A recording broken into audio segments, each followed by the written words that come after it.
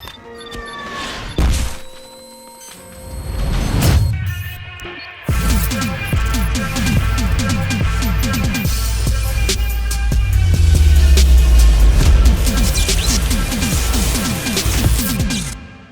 if events went differently? What if 4 different scenarios played out in the original first Iron Man movie timeline? How would this affect Iron Man and the MCU later on? The setting for today's fan fiction begins when Tony was trapped in the cave, being held captive by the terrorist group 10 Rings. Tony was captured and imprisoned with the shrapnel shards wounding Tony. Yinsen and the fellow doctor implanted a electromagnet into his chest. The 10 Rings then offered Stark freedom in exchange for building a Jericho missile for them. So now for the viewers, this is your time to choose your path in the description down below. What are you waiting for?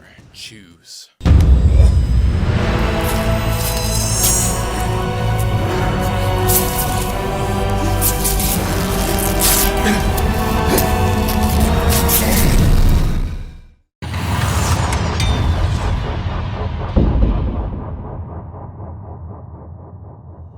Choice number A. Tony died in the cave. Tony was reluctant to build the Jericho missile for the 10 Rings as he knows that they would not keep their word. He then said that instead of helping the terrorists like them, he would rather sacrifice himself. The 10 Rings leader Raza then said that he would grant Tony his wish before shooting him in the chest, causing the shrapnel to pierce even further into Tony's chest, and he died from his wounds. Raza then contacted Obadiah Stane, Tony's dad's old business partner. He said that Tony was killed already and what is their next course of action. Obadiah then said that the time for the takeover of Stark Industries will begin. Obadiah forged documents that said that Tony's company will be handed over to him should anything happen. Tony's body was disposed and Obadiah continued expanding the weapon development program. On the surface, Stark Industries were cleaning and legitimizing their name. However, unknowingly to others, Obadiah was selling the weapons to other terrorist organizations around the world, with the 10 Rings being their main business partners. James Rhodes, Tony's good friend, was still horrified with what happened to Tony and decided to investigate further on what really happened on the day he died. Elsewhere, Justin Hammer of Hammer Organization and Eldrix Killian of AIM learn after Tony's death and start rapidly expanding their own weapons program. Justin Hammer recruited Ivan Vanko like in the original timeline, but this time, Vanko did not betray him as Tony was already dead. AIM and Hammer eventually strike an alliance to spread more weapons and chaos around the world. As a result of Tony's death, Nick Fury did not approach anyone for the idea of the Avengers Initiative. Alex Pierce, who was the leader of Hydra, launched Project Insight earlier instead of the original timeline. His reasoning was that terrorism was at large at the world and the world needed a proper world police to govern them. However, his real plan was to identify all threats to Hydra regardless of AIM and Hammer or any other heroes. In this timeline, as this happened before the events of the Winter Soldier, S.H.I.E.L.D. would still be intact, with Hydra infiltrating it deeply without any resistance. Project Insight, spearheaded by Arlim Zola,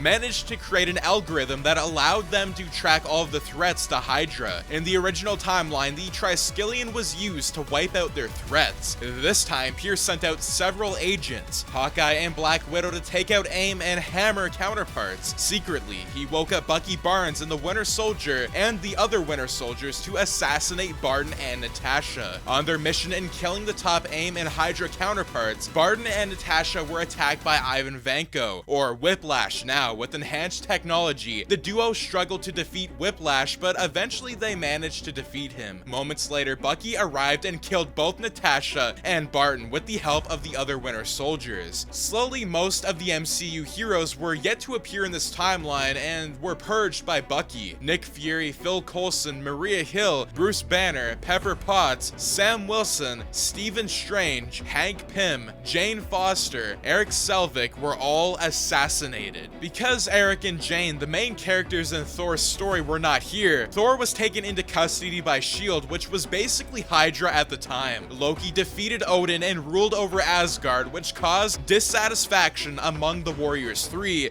and Heimdall. The Warriors 3 and Sif traveled via the Bifrost Bifrost after convincing Heimdall that Loki was incapable of being a ruler and that Thor needed to be there to restore balance and peace. Loki knew of all this and sent the Destroyer to track down Thor. The Destroyer eventually fought and killed the Warriors 3 and Sif as Thor was stuck in S.H.I.E.L.D.'s prison. The Destroyer eventually tracked Thor down in the S.H.I.E.L.D. prison and started attacking him. S.H.I.E.L.D. scrambled and fought, but were easily killed off by the Destroyer. Thor then was freed by S.H.I.E.L.D. after he convinced them to let him fight, proving himself worthy of his hammer. Thor lifted Mjolnir and defeated the Destroyer. He wanted to return to Asgard, but Loki, who knew of his plans, had already subdued Heimdall in his imprisonment. As a result, Thor started wandering off on Earth. He learned that the Warriors 3 and Sif were killed by the civilians who were there that escaped during their frenzy. Thor was upset and started traveling to the Arctic as a way to repent for his foolishness that prevented him from returning to Asgard and caused the death of his friends. Feeling with rage, he struck a powerful lightning bolt at one of the ice polar caps. He was shocked to see a human floating to the surface. Thor then rescued the human, and it turned out to be none other than Steve Rogers himself. However, at the time, Thor did not know who Steve was. Thor brought back Steve to Alaska, and at one of the homes,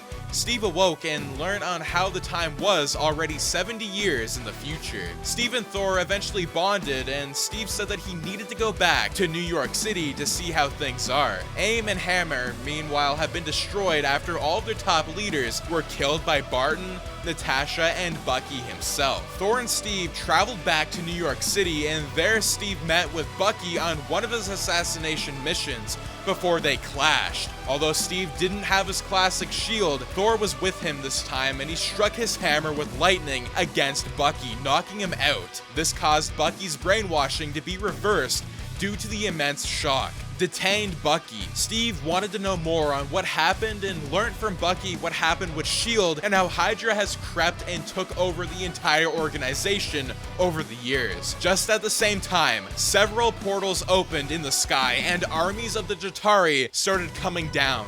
This time, Loki was leading the charge. Apparently, Thanos made an offer with Loki whereby Loki would get the Tesseract, which was under S.H.I.E.L.D.'s possession at the time, in return, an army to conquer Midgard. Thor was raged when he saw Loki, but Steve told him not to do anything rash as they needed to think first. Alexander Pierce did not expect them to be facing off aliens, while Obadiah Stane, who was still the CEO of Stark Industries, ordered a full development of his Iron Mongers. Apparently, Obadiah has created his own version of the Iron Legion for his critical times like this. However, it was not the same as Tony's Iron Legion. Eventually, S.H.I.E.L.D. and Obadiah's Iron Legion battled against the Jatari. Clearly outmatched, the World Security Council decided to drop a nuclear bomb to destroy Midtown Manhattan. Bucky, who still had his S.H.I.E.L.D. earpiece, heard of the information. Bucky gave Steve a machine gun, and together with Thor, they rescued whatever civilians they could to safety. Eventually, the nuclear was drawn closer to Manhattan, and Thor then fought with Loki, and after he heard of what happened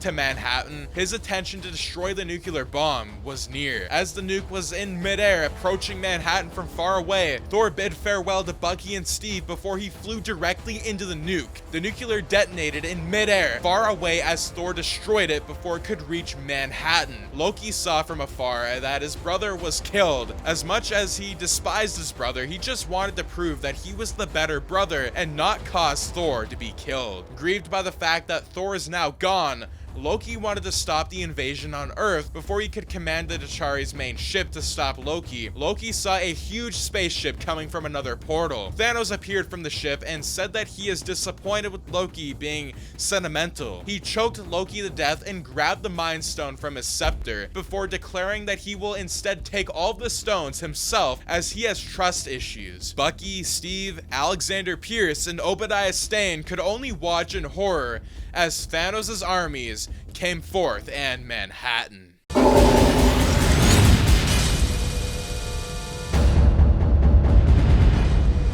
Choice B.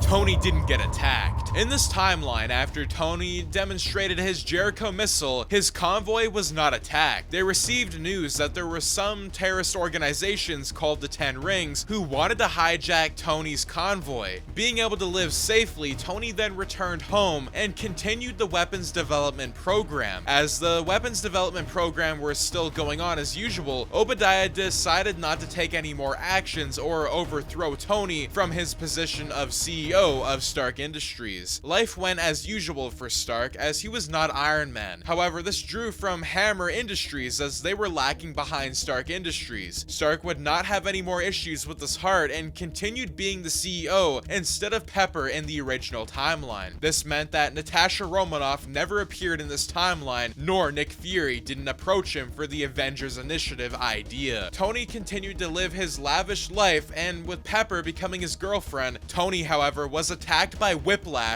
who was recruited by his rival Justin Hammer. This time, Tony didn't have his Iron Man armor, so he ended up fleeing before Whiplash could kill him. Being terrified of what happened, Tony started having PTSD of the events with Whiplash. His condition worsened, and he decided to give the CEO position to Obadiah Stane. Obadiah took control of Stark Industries, and Pepper also resigned to support Tony. Tony retreated away to his house in Malibu and distance away from the public. Justin Hammer approached Obadiah, and they both had an alliance whereby the surface, they will support each other for their technological programs, but they were both expanding other weapons development program. Whiplash became the main poster boy for Hammer Industries, and they now had armored drones like in the original timeline. As his face was covered, nobody knew that it was Ivan Vanko. Fast forward several months later, Tony was living with Pepper and was still recovering for the attack by Whiplash. Just then, he was being visited by Aldrich Killian and several men. Aldrich told Tony that many years ago they met each other and that Tony was offered a place at AIM, but Stark rejected him. Tony said that he was no longer the man he was, but Aldrich said that Tony has to help him to perfect the Extremis virus. The Extremis could provide a cure for the disabled, but it was not perfect, and rejected bodies will self-explode. Stark at first refused to listen before Aldrich's men assaulted him. Stark then fought with some of the guards, but one of them exploded, causing them all to be taken aback. Stark flew back and his chest was pierced with shrapnel. The explosion caused the house to start collapsing. Pepper also had shrapnel piercing through her, and Stark saw with his own eyes of her dying in his arms. Stark then collapsed from his loss of blood. As he was awoken up, he saw that he was being treated with some electrical pieces supporting his heart. Aldrich said that then the Extremis virus could save him should he help them to perfect it. He could even repair his own heart. In his mind, Stark was still enraged with the death of Pepper, but agreed to help Aldrich. Eventually, Stark managed to perfect the virus, but secretly he was building a Stark suit like his first Iron Man armor in the original timeline. With the virus completed, Stark wanted revenge against Aldrich Killian. He suited up and attacked an Extremis-powered Aldrich Killian, but Stark managed to push him into a burning oil rig, evaporating him for good. Stark looked at his damaged chest as he needed an electrical pulse to support his life, and he wanted to use the Extremis virus. However, he remembered the sacrifice of Pepper and decided to repent his life. He destroyed the Extremis formula and started working on a better Iron Man suit, which was the same suit in the end of Iron Man 1 in the original timeline. Tony then learned of the doings of AIM and what Obadiah Stane has been doing. Justin was captured and imprisoned while Tony defeated Whiplash and destroyed his armor. Obadiah was also sentenced to imprisonment, and Tony became the CEO of Stark Industries again. Tony ended the weapons development program and focused on helping others. He looked at Pepper's photo and went back for his first press conference since before resigning as CEO. The press asked who he was now and what his plans were now. Tony merely replied, saying that I am Iron Man.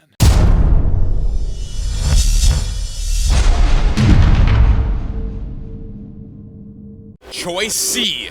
Yinsen lives. Stark and Yinsen secretly built a small, powerful electrical generator called an arc reactor to power Stark's electromagnet and a prototype suit of powered armor to aid in their escape. Although they kept the suit hidden almost for completion, the Ten Rings discovered their hostages' intentions and attacked the workshop. In the original timeline, Yinsen sacrificed himself to divert the terrorists while the suit powers up. In this fanfiction timeline, Yinsen wanted to divert them, but Tony refused and told told him to stand down. Tony used his suit to tank the shots from the terrorists. Although slightly damaged, the suit was powered up, and by then, Tony managed to defeat all of the terrorists, wiping them off completely. Tony then brought Yinsen back to America. As he was technically a refugee, Tony decided to hide his existence in secret at first. Tony then said that Stark Industries would stop funding the weapons program, and Obadiah Stane said that doing so would be a bad idea and could completely ruin Stark Industries and Howard Stark's reputation. Tony was suspicious of Obadiah being so persistent on the project. Tony focused on aiding other poor countries, and Yinsen became sort of his mentor and helped Tony to create a much better enhanced Iron Man suit that would be his primary suit like the original timeline. Obadiah was furious that Tony was no longer focusing on the weapons program planned a couple of months ago. Obadiah hired several spies to learn on what Tony is up to, since he was always hiding something from him. Obadiah eventually learned that Tony was hiding Yinsen from the prior terrorist attack. He also learned that Tony was developing his own powered armored suit. The 10 Rings gathered Tony's prototype suit that was damaged when he was held hostage. Obadiah instructed the scientists to create a similar suit like Tony. Like the original timeline, Obadiah attempted to steal Tony's arc reactor to duplicate his suit. As he was breaching into Tony's home, he saw Yinsen there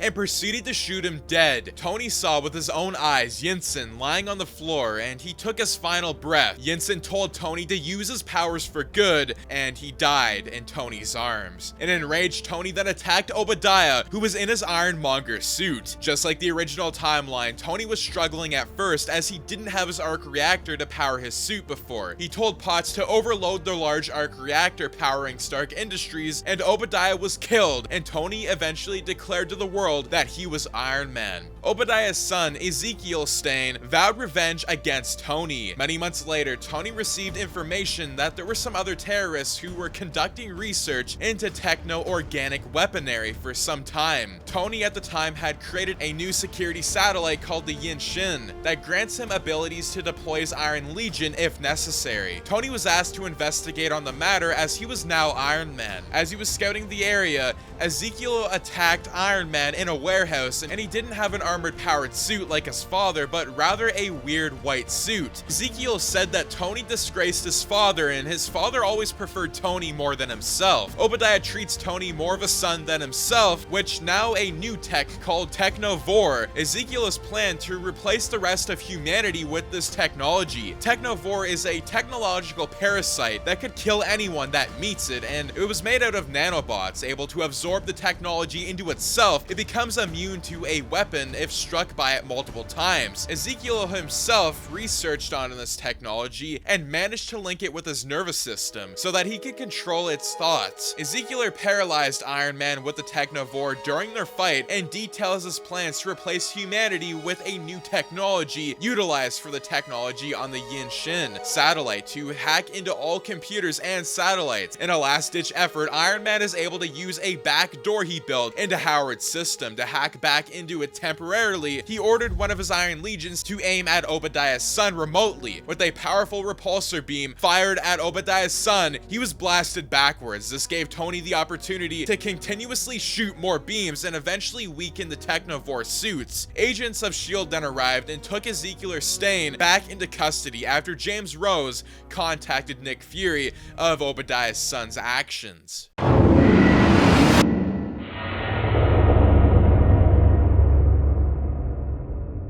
Choice D.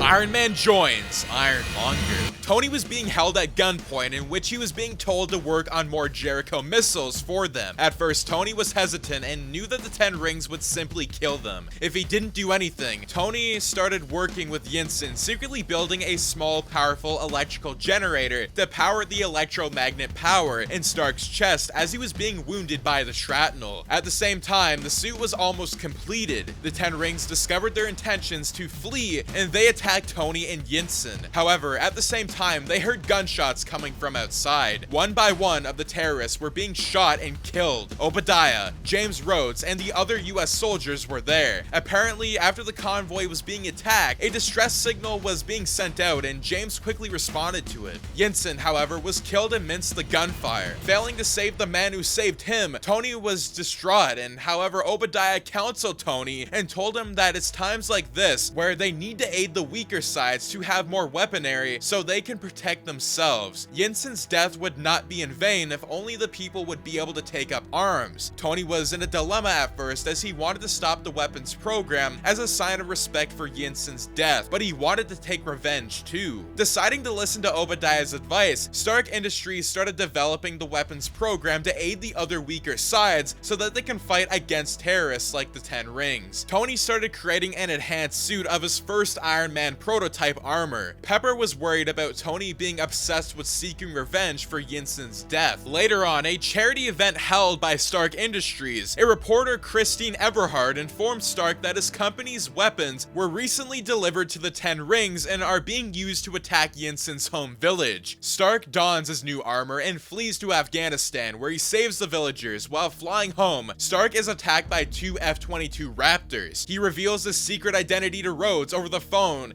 in an attempt to end the attacks. Stark was horrified to see most of the villagers have been killed. Back at Stark Industries, Tony was still researching on who wanted him dead. He had many allies, but only a selected few that knew his demonstration of Jericho missiles. Obadiah visited Tony and learned of Tony's new suit. He was interested in the new suit and he started asking scientists to develop a similar prototype. This time, Stain didn't steal Tony's arc reactor as Tony helped him to make the perfect suit with the Iron Monger suit. Stain wanted to demonstrate to the world that the exoskeleton soldiers would be the future. In a press conference, Stain declared himself as the Iron Monger, while Tony as Iron Man, with both of them showcasing their suits, strengths, and weapons. The US government were hesitant at first to deploy such exoskeleton troops on a large scale, but decided to do so after they witnessed their capabilities. Obadiah knew that the issue with Yinsen was still bothering Tony and told him that he had received information on the Ten Rings' base. He tricked Stark into claiming that he knew of the base of the Ten Rings. Tony started tracking down their main base and fled to there. Tony attacked the Ten Rings' base and managed to detain the leader of the Ten Rings, Raza. He asked him who wanted him dead, and Raza refused to reply. Tony, still burdened by the guilt of Yinsen's death, launched a Jericho missile on the Ten Rings' base, killing all of them. Feeling guilt-free that he has already gotten his revenge he needed, Tony decided to continue focusing on developing the weapons program of Stark Industries. Pepper found out that there were some illegal shipments coming out from Stark Industries to an unknown source. She tracked it down and it turns out that it was being shipped to the Ten Rings. She informed Stark of this and he was shocked because he thought that he had destroyed their bases. Stark then flew to the location where the shipments were taking place and saw that the Ten Rings were still active. Tony then attacked the Ten Rings and destroyed the illegal weapons. However, he was struck with a powerful beam from the back. He looked around and he was shocked to see Obadiah Stain laughing. Stain said that he tricked Tony into attacking Yinsen's village instead of the actual Ten Rings base. Horrified at the fact Tony killed innocent people, Tony told Stain to kill him instead, as not only did Yinsen sacrifice himself, but he killed his family and the villagers. Just then, a phone call came in and Tony answered it from his suit. James Rhodes told him that they just received intel that one of the Ten Rings' allies' base was wiped out the other day by Jericho missiles. Yinsen's family and villagers were evacuated the day before, secretly by the soldiers. Glad that he didn't kill any innocent people, Iron Man then fought back against the Iron Monger. A full battle exploded. Tony managed to overload Iron Monger's armor, causing it to implode, exploding, killing Obadiah. The US Army arrived in time and subdued the Ten Rings, and also Tony for acting rashly that he could have cost the lives of many innocent people. Pepper was made the CEO of Stark Industries, while Tony was sentenced to a year in prison for his rash actions at Stark Industries. All of his suits were being destroyed in return. In a way, being relieved that he is no longer being Iron Man, S.H.I.E.L.D. director Nick Fury visits Stark at prison, telling him that Iron Man is not the only superhero in the world, and explaining that he wants to discuss the Avengers Initiative project. He offers Tony a place to be a consultant for the Avengers in return for a shorter prison sentence. Tony said that his days of being a hero have ended, and Fury merely replied that a bigger threat is currently looming and the world needs no soldiers, but superheroes. And that is going to be the Iron Man 2008 interactive What If. I hope you guys enjoyed these 4 different alternate scenarios, and if you guys want to see more alternate scenarios, do make sure to subscribe, like, share, and turn your notifications on, and request down below, because I will be doing a ton more scenarios. That is it for this fan fiction. I'm super stoked to do more. I can't wait to do more. Things are going to be insane. But anyways, as always, thanks for tuning in, and have an amazing day. Peace out.